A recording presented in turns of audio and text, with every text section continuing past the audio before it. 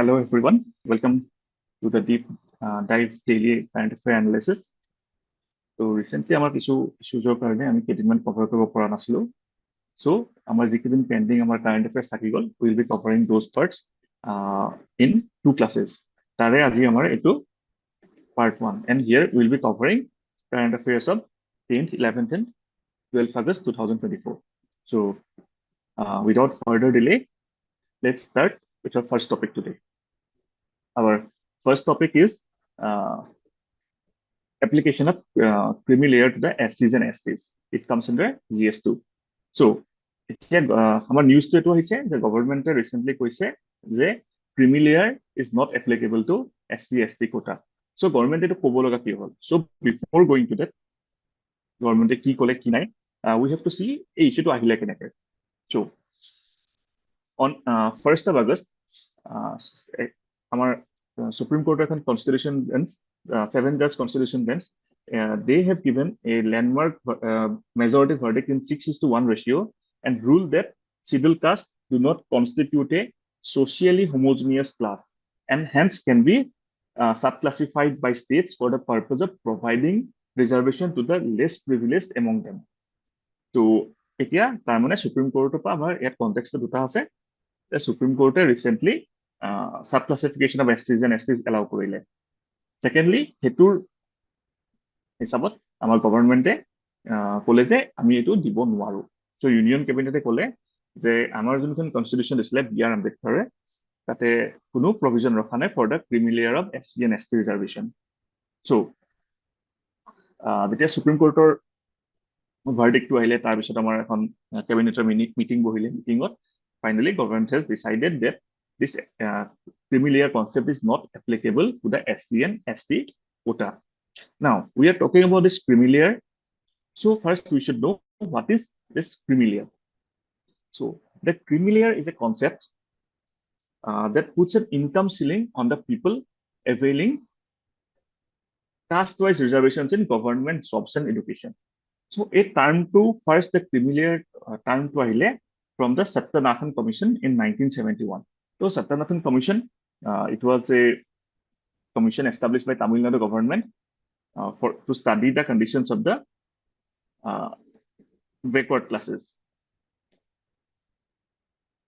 Backward classes, study karone commission hoisile aru tar pai Satyanathan Commission pai amar ei creamy layer concept ahile. So jetia Satyanathan Commission e creamy layer kotha to kole, they have said that the creamy layer should be excluded from the reservations of civil post. And etialake amar a creamy layer concept it is applicable only in the OBC quota. SC ST khinek etialake ami creamy layer bhitor rakha nasilo because their backwardness was based purely on untouchability, for which economic improvement was not a remedy. But recently to change because Supreme Court to allow korise. Now, এতিয়া আমি চাব লাগিব যে এই creamy layer কথাটো আমাৰ supreme কোৰ্টৰ বেলেগ জাজমেন্টত কেতিয়া আমাৰ কথাটো উঠিছিলে. So first in 1976 in the state of Kerala versus N.M. Thomas case.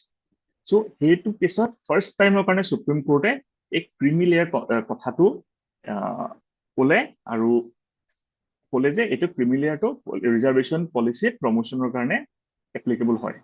Then second, one of very important judgment, the Indra Sahani judgment, in which a 9-judge bench of the Supreme Court of India upheld reservations for OBCs.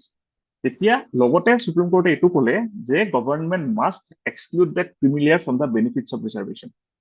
Then again in 1999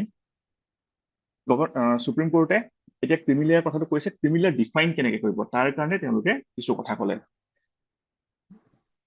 The Supreme Court they stressed that without enforcing the creamy layer principle, the benefits of reservation would not reach the most backward classes category. Fourth Supreme Court verdict this is in somewhat in this similar lines. Teloke koise jodi ami benefits kini diu creamy layer concept to ami SC ST lot applicable koru tetia hale beshi manuhe reservation benefits lobo paribo. Then in 2018, in another case, the Supreme Court upheld the reservations in promotion for SC and ST in public employment. However, it extended the creamy layer principle to SC ST in promotions. এতিয়ালৈকে job পাবলৈ বা পঢ়া শুনাৰ ক্ষেত্ৰত creamy layer concept applicable হোৱা নাই SC ST ক্ষেত্ৰত, কিন্তু প্ৰমোশনৰ ক্ষেত্ৰত এটো applicable হয় because of the 2018 judgment. Then এতিয়া 2024 Supreme Court government ক'লে যে we have to identify procedures to identify the creamy layers in the SCs and STs and exclude them from quota benefits. ঠিক আছে? So this is how the concept of creamy layer evolved through time. এতিয়া এটো কথা আহিলে supreme কোৰ্টে ক'লে গভৰ্ণমেণ্টে নকৰো বুলি ক'লে, দেন এতিয়া আমি চাব লাগিব যে আমাৰ যদি আমি SC ST ক্ষেত্ৰত creamy layer concept আমি আনো আমাৰ লাভ কি হ'ব। So what are the arguments in favor of the application of creamy layers to SC ST? As the first কথা, যদি আমি creamy layer to anu in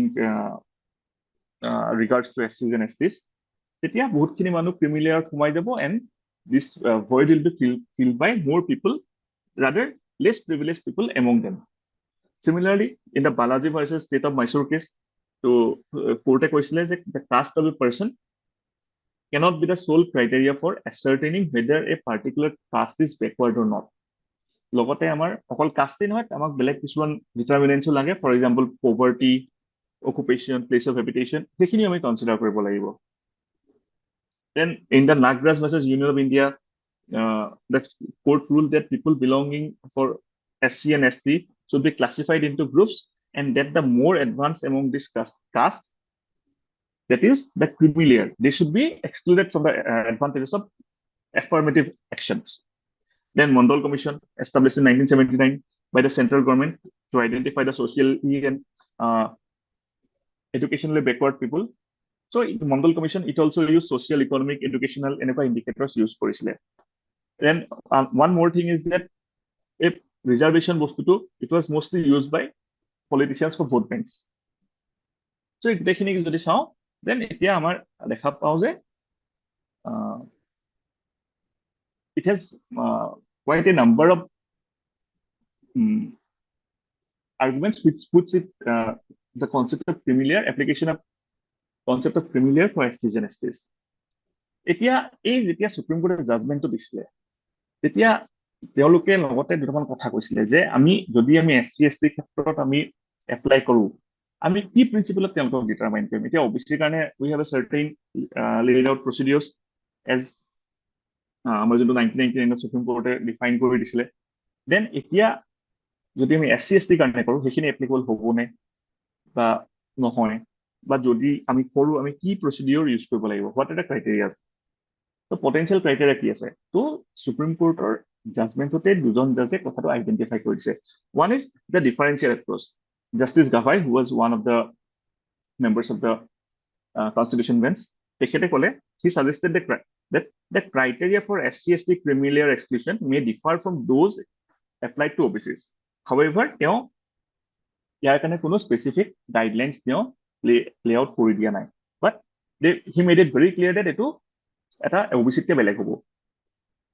Then another judge, Justice Pankaj Mittal, he hinted that using educational institutions as a potential criteria, distinguishing between rural and urban educational backgrounds, so এনেকুৱা বস্তুবোৰ use কৰি পেলাই আমি SC ST খিনিক আমি creamy layer কনচেপ্টৰ ভিতৰত আনিব পাৰো। ঠিক আছে, ওকে। এতিয়া যেহেতু creamy layer কনচেপ্ট বা ৰিজাৰ্ভেশ্যন কথাখিনি বহুত এটা কমপ্লেক্স ইস্যু হয় বিকজ অফ দ্য হিষ্টৰিক আমাৰ যোনটো কাষ্ট বেছড ইনজাষ্টিচ আছে, তো তাৰ কাৰণে it will require consensus of all stakeholders. Our next topic is the WAQF property. So first up, we should know what is WAQF. So WAQF, aru duta naam ase, hubs or moortment property. It's an inalienable charitable endowment established under the Islamic law. So it is a personal property given by Muslims for specific purpose. Maybe it may be religious, charitable, or maybe for private purposes. এতিয়া WAQFক যেতিয়া এটা property donate কৰা হয়, তেতিয়া এটো ধৰা হৈছে the ownership of the property, it belongs to God. এতিয়া যোনজন এটা বেনিফিচিয়াৰী থাকে he or she might use it in whatever way they want, but property owner God বুলি ধৰা হয়। So তাৰ কাৰণে ৱাকাফৰ কাৰণে আমাৰ কিছুমান designated body আছে, for example the WAQF board। So WAQF board কি হয়? It is a body under the state government and it works as a custodian of the WAQF properties। এতিয়া বহুত ক্ষেত্ৰত যেহেতু চিয়া সুন্নি ডিফাৰেন্সৰ কাৰণে চিয়া WAQF board বেলেগ হয়, সুন্নি WAQF board বেলেগ হয়। এতিয়া যিমান আমাৰ prominent mosque আছে, these are all considered to be the properties of the WAQF board। এতিয়া WAQF boardৰ constitution কি হয় বা composition কি হয়? It is headed by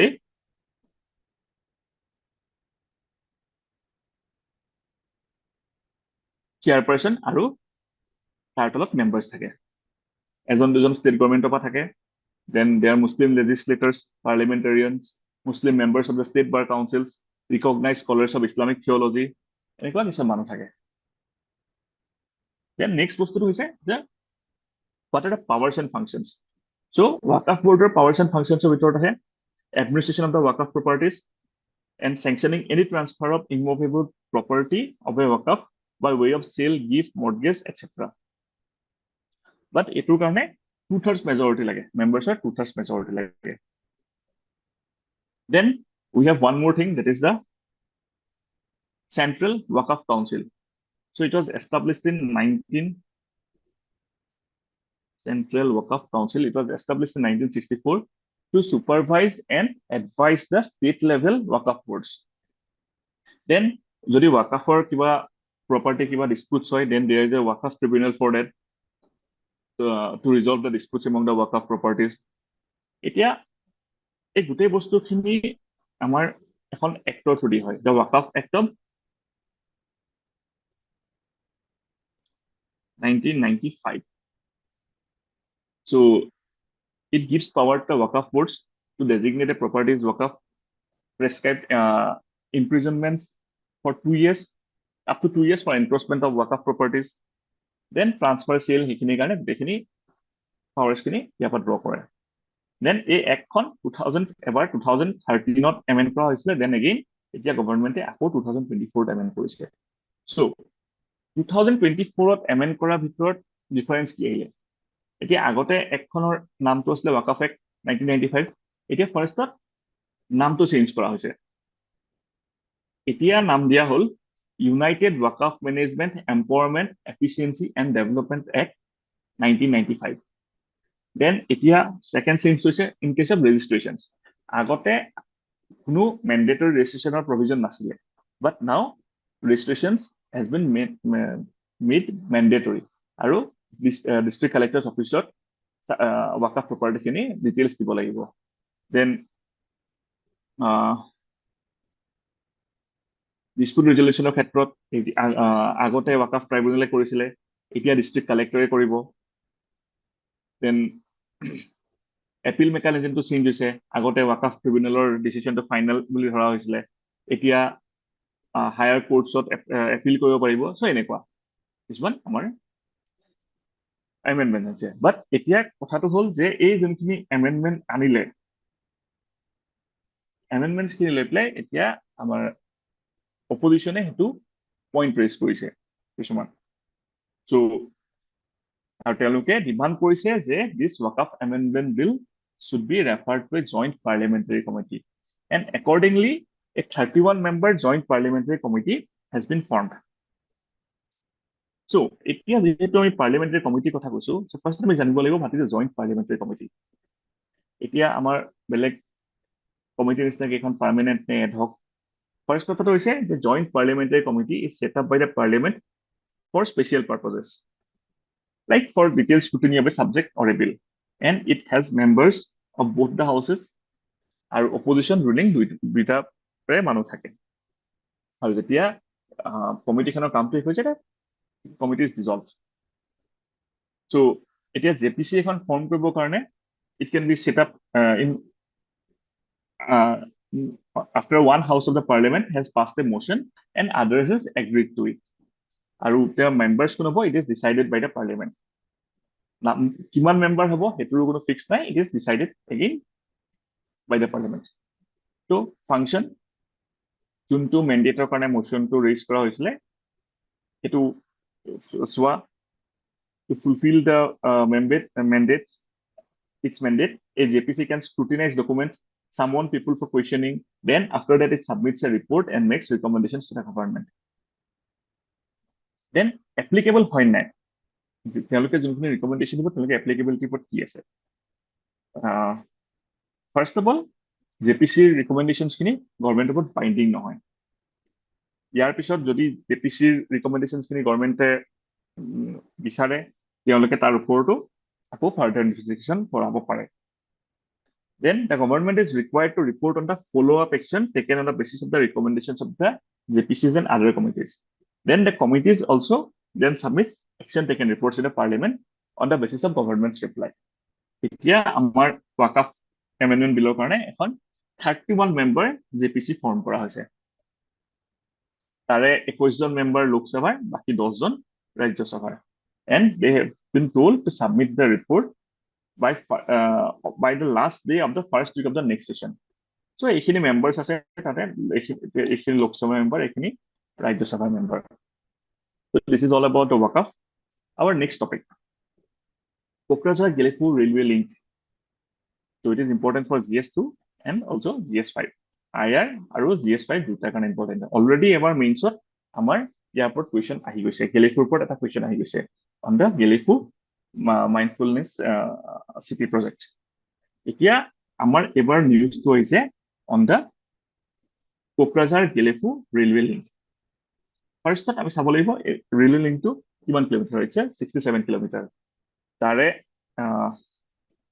out of the 67 kilometer 2.5 kilometer ভুটানত থাকিব ইয়াতে it will have a total of 8 stations 7টা India এটা ভুটানত and also there will be 2 important bridges and 36 other major bridges in this section এতিয়া এই Kokrajhar-Gelephu railway link to আমাৰ কি হয় important first of all it falls under the BBIN initiative so BBIN কি হয় we will go but first তাৰ আগতে এটা বস্তু আমি জানিব লাগিব যে railway holds the key to a regional growth and development of regional growth or development of railway এটা বহুত important role play কৰে আৰু তাৰ কাৰণে Bangladesh Bhutan India Nepal it is collectively called BBIN so BBIN এটো এৰিয়াত এই কানেক্টিভিটিৰ ওপৰত ফোকাস কৰা হৈছে তাৰে এটা important component হৈছে railway so focusing on railways it will reduce transportation cost and time improve trade and support economic growth in these countries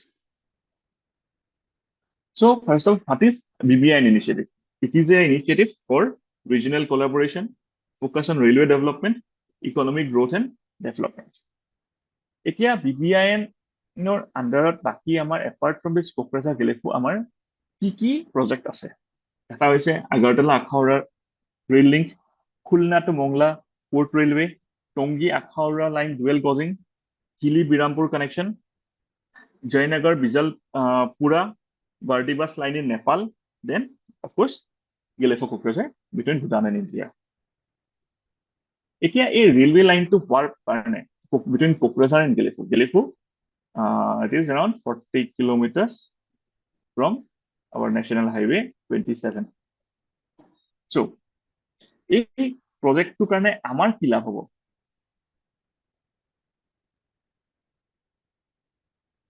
first of all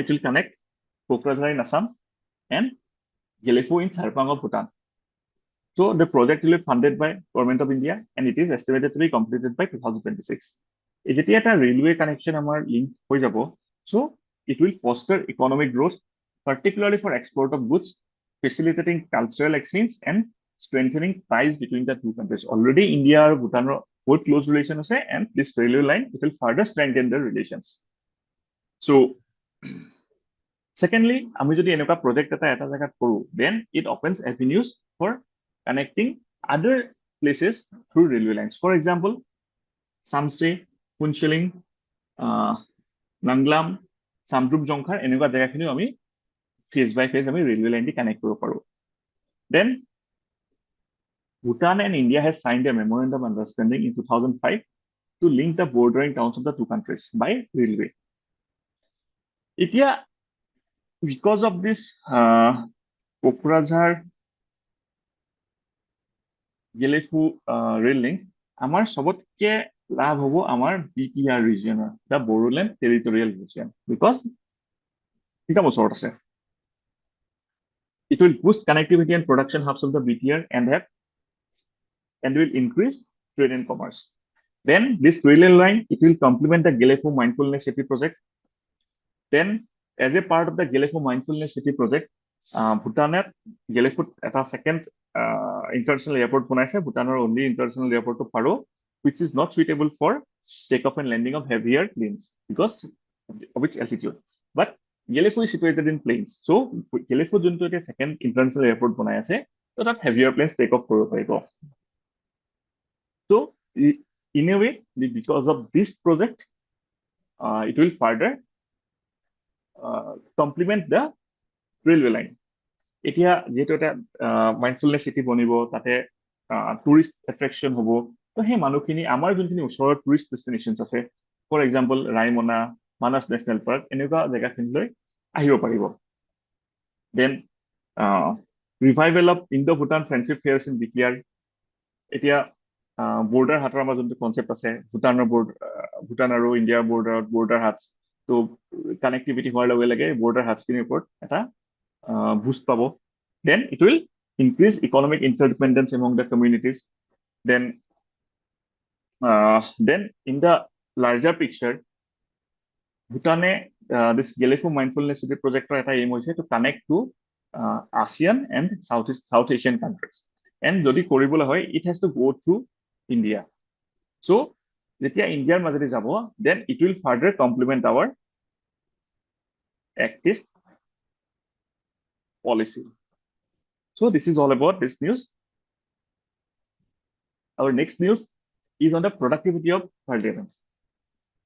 Itia news says that Lok Sabha registers 136% productivity and Rajya Sabha 118%. This is a very welcoming news for us because agor jun Lok Sabha asle tata productivity bahut kom asle. Itia Lok Sabha productivity amar kane kyo important? Because the parliament is the supreme legislative body in the country. It is responsible for enacting laws, overseeing the functioning of the government, and other roles such as scrutiny of the government, budgetary control, oversight of the executive, electoral functions, constitutional functions, and both functions. Jodi Lok Sabha productive nohoy, ba parliament productive nohoy, tetia hole amar ei gotei bostukhini por hamper kora. And overall, it will hamper the progress of the country. Itia amar low productivity reason ki hoy? Eta is frequent disruptions, opposition walkout kore, parliament adjourn koribo laga hoy, shorter sessions, lack of agreement on many topics, government eta side koy, opposition totally eta beleg side koy, so there is lack of consensus, which makes it difficult to run the parliament. So ultimately, productivity coming. Ami jodi saw from the first parliament to the first Lok Sabha to the 17th Lok Sabha, amar jodi saw kimanta sitting hoise. First Lok Sabha 677 ta sitting hoise, then 17th Lok Sabha 230 ta sitting hoise. You can see the difference. Then majote aru komisile 12th Lok Sabha only 88 sittings, then olop bahile, then fluctuating hoise.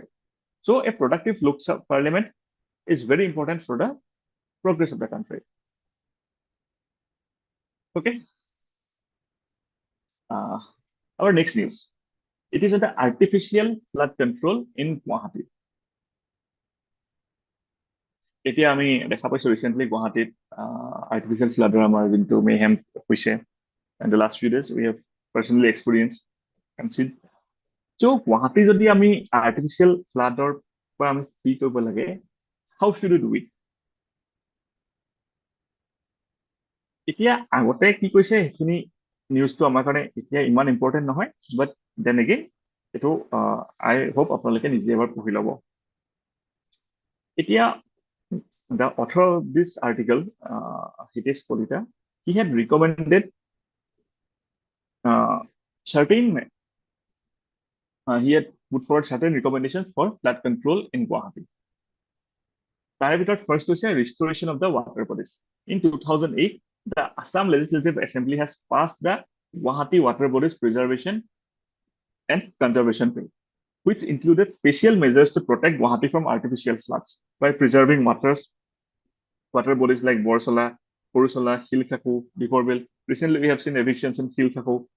So, water body restore kota amar kane bahut important hai. Then there is of course Deepor Bill kotha ase. Deepor Bill agote 40 square kilometer asle etia shrunk hoile 6.89 square kilometer asle shrunk hoi goise.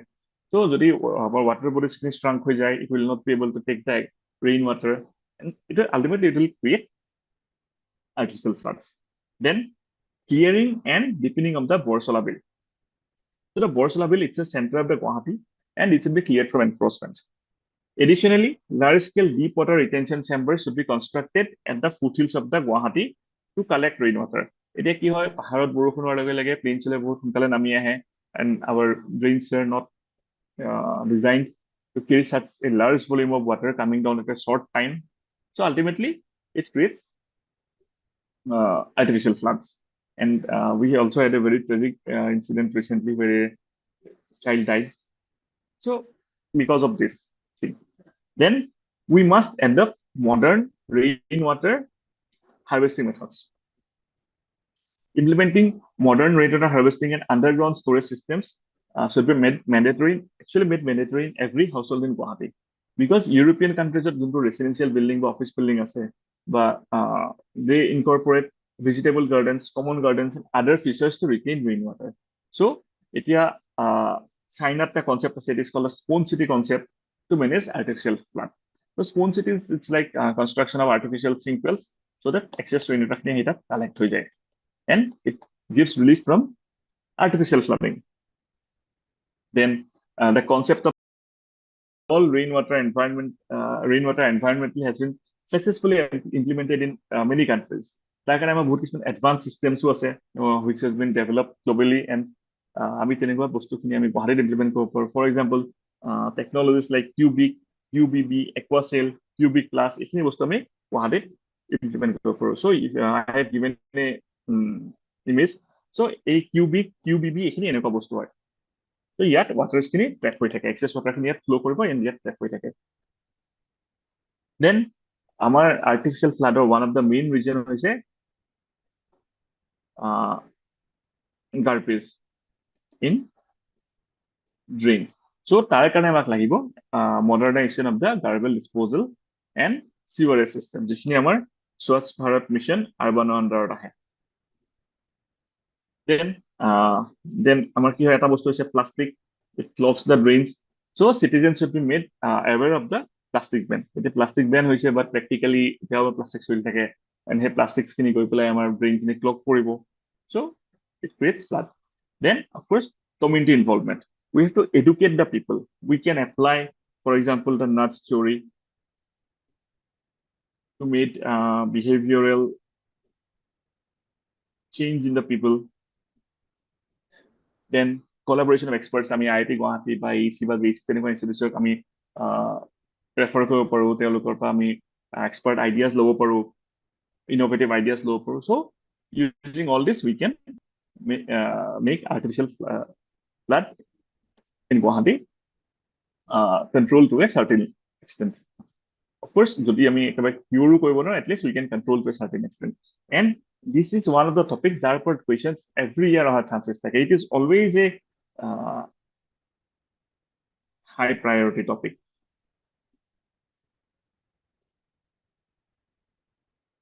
Then our next news, again, this is also a very important news. It's on the impact of climate change on agriculture. The news says that climate change affects pest and crop yields. So আমি climate change effects to লাহে লাহে আমি agriculture দেখা পাব আৰম্ভ কৰিছো. So an assessment was carried out using crop simulation models by incorporating projected climate change of 2050 and 2080. So 2050 or 2080 আমাৰ climate কেনেকুৱা হ'ব, আৰু সেই এনেকুৱা climate আমাৰ crops কেনেকুৱা yield কৰিব, তো এটা part simulation কৰা হৈছিলে. So আমি simulation টো পাই এটো গম পালো যে in absence of adaptation measures, our rain-fed rice fields in India are projected to reduce by 20% in 2050 and 47% in 2080. Whereas irrigated rice ক্ষেত্ৰত আমি যদি চাওঁ the reduction we see it 3.5% by 2050 and 5% by 2080. Then wheator ক্ষেত্ৰত we can estimate a 19.3% reduction in 2050 and 40% in 2080. ঠিক তেনেকে maize yields 18% and 18 and 23% in 2050 and 2080 scenario আমি এখিনি পাইছো, and this produces a very grim picture. Our population increases গৈ আছে, our food productivity report affect হৈছে because of the climate change. Ultimately we are moving towards a very grievous situation. So তাৰ কাৰণে কৰিব কি লাগিব, how to reduce this impact of climate change. So তাৰ কাৰণে আমাৰ গভৰ্ণমেণ্টে কিছুমান স্কিমছ ফৰ্মুলেট কৰিছে।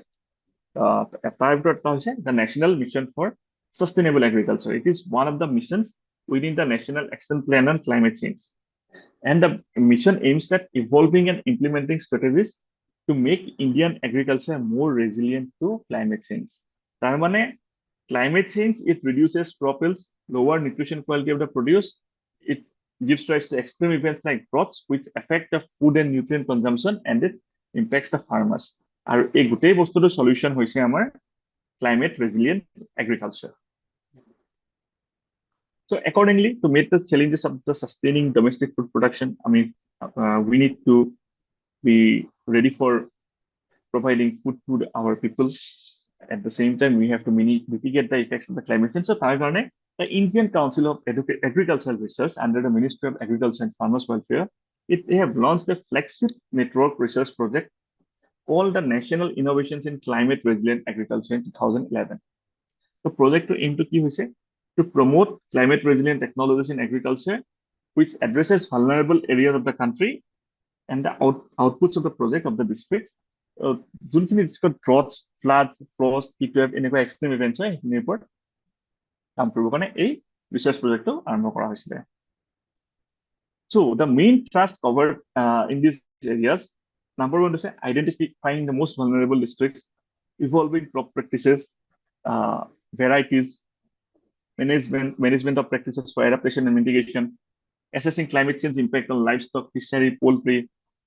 So 2014 1,888 climate resilient varieties have been developed, and besides 68 location-specific climate resilient technologies has been developed and demonstrated for wider adaptation among the farming communities.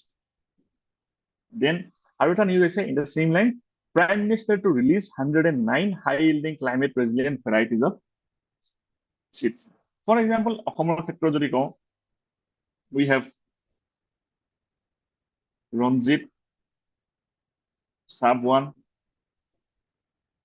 and Bahadur. Sab1, egita amar rice variety developed by Rice Research Institute in Tittabor.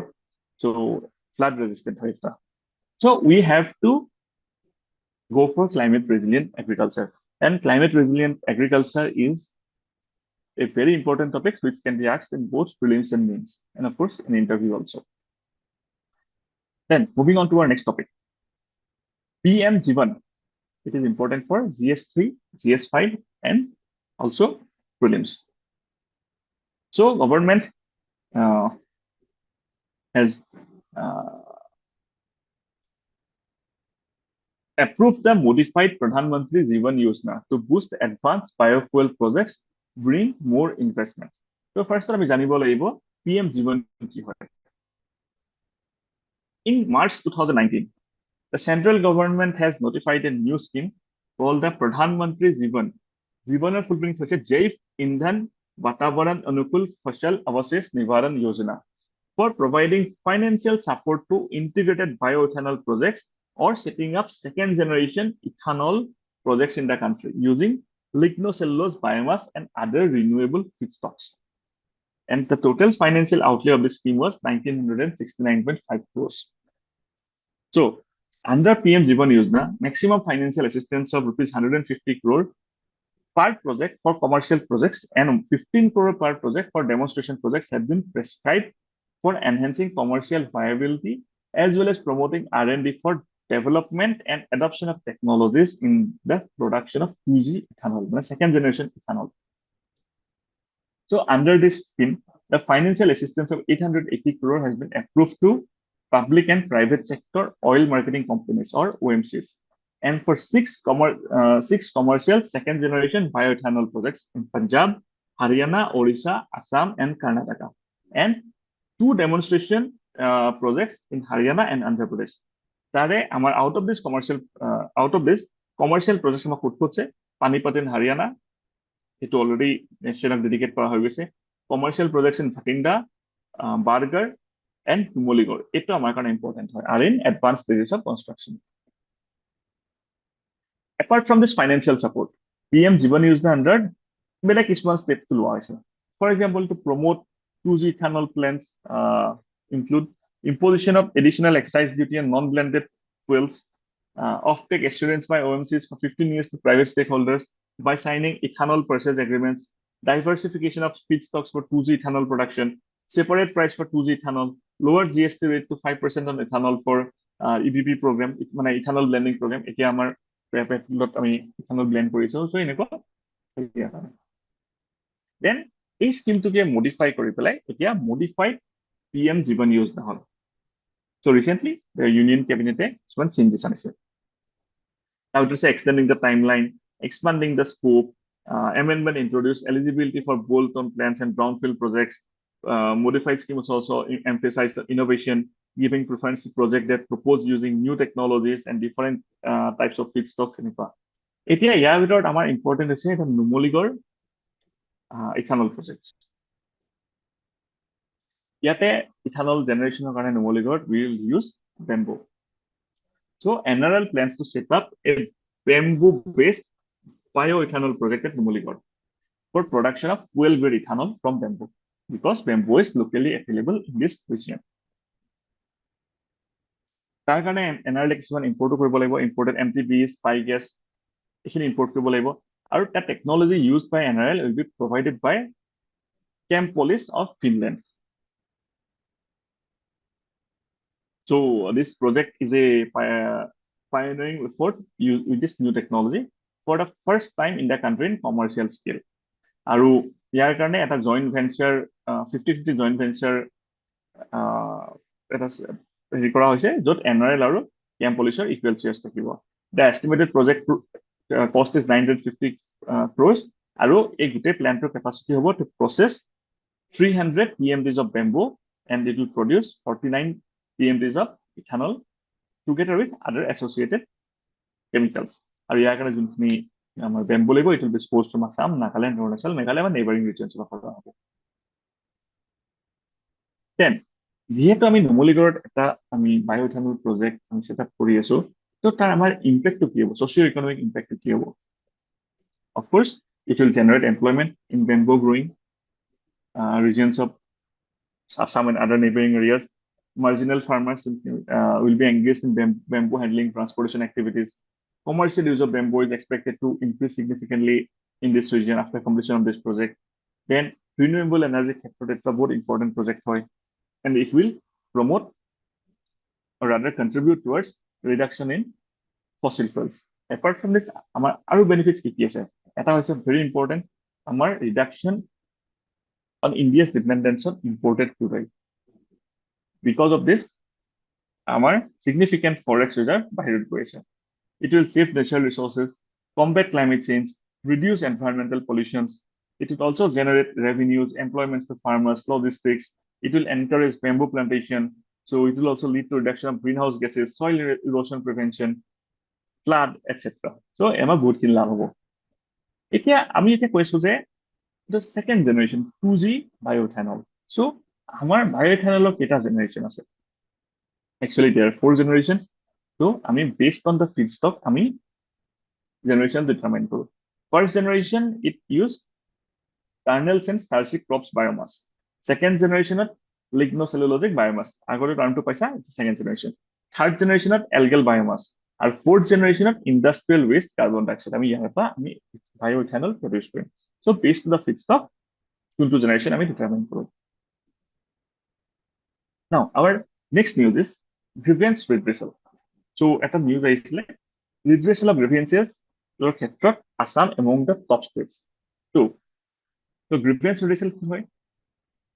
Before going to redressal of grievance, we should know what is a grievance. So grievance has been defined as indignation or resentment arising out of a feeling of being wronged. Our IS 15700/2005, it defines grievance as an expression of dissatisfaction made to an organization related to its products, services, or processes, where a response or resolution is explicitly or implicitly expected. A grievance is thus any sort of dissatisfaction which needs to be redressed. It can be real, imaginary, legitimate, ridiculous, rated, unvoiced, written, oral. It must, however, find expression in some form or the other. So it is a grievance. For example, you went to office, the office of response ভাল নাপালা, so that's a grievance for you. এতিয়া এনেকুৱা grievance খিনি যেতিয়া আহিব, এজন মানুহ অফিচলৈ গ'ল, অফিচাৰ ৰেছপন্ড কৰা নাই, তেওঁ কি ষ্টেপছ হ'ব? So how is grievance will be redressed? So we have certain institutional mechanisms for grievance redressal. Grievances from public are received at various points in different ministries, departments in government of India. But তাৰ কাৰণে দুটা designated nodal agency আছে. এটা হৈছে Department of Administrative Reforms and Public Grievances under Ministry of Personnel, Public Grievances and Pensions, and second to Directorate of Public Grievances under the Cabinet Secretary. So Department of Administrative Reforms and Public Grievances, DARPG, it is a nodal agency in respect of policy initiatives in public grievance redressal mechanisms and other citizen-centric initiatives. In short, it strives to promote good governance. Then we have another portal. It is called the CPGRAMS, Centralized Public Grievances Redress and Monitoring System. It was launched in 2007 for receiving, redressing, and monitoring of grievances from the public. So it provides the facility to lodge a complaint online. The web portal is and can be easily accessed by ministers, departments, organizations through a PC using an internet connection. Then we also have the Directorate of Public Grievances. It was set up by Cabinet Secretariat with effect from 1/4/88. Initially to look at individual complaints pertaining to 4 central government departments, which are more prone to public complaints. Subsequently, it departments that add হয়েছে. Then we have other important mechanisms such as the Ombudsman, the Lokpal, আমাৰ এনেকুৱা mechanisms আছে. Then grievance redressal ক্ষেত্ৰত আমাৰ second Administrative Reforms Commission কিছুমান recommendations দি গৈছে. So second ARC recommendation of it, first is there is a need for strong and effective internal grievance redressal mechanism in its organization. So the government should analyze the concerned areas wherein the intervention should be required to make proper use of local adalats. There needs to be proper state society cooperation, participation of women and physically challenged in the grievance redressal mechanism. So second ARC recommendation di গৈছে. So it is the duty of the government to look into the grievances of the public. Baki Lokpal, Ombudsman, it's in your notes. You can keep it away. Our next news is on glacial lakes. Glacial lakes multiply in Himachal and Tibet, poses threat to life and infra downstream.